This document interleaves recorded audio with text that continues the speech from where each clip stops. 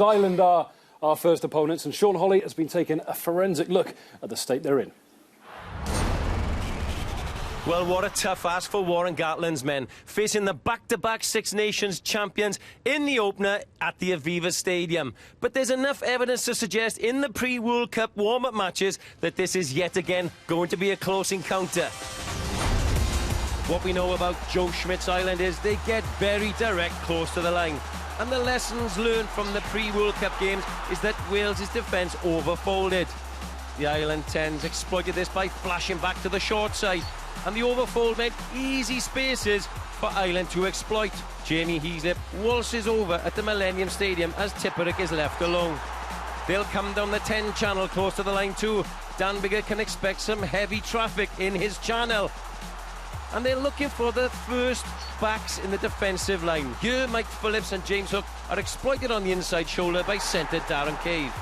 In the return match too, Ireland are looking for that first back and last forward in the defensive line.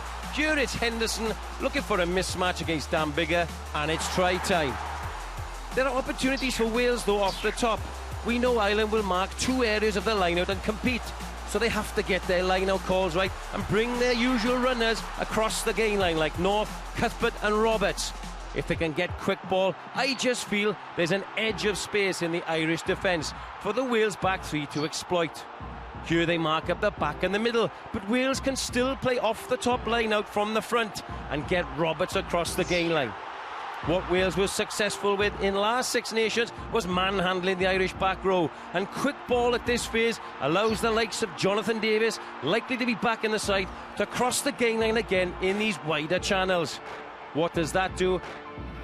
Justin Tipperick, one of the lighter players. Now here's the strength of George North. Beautiful offload. Jonathan Davis is going to score for Wales. Oh, the line out led to the try. George North, Jonathan Davis.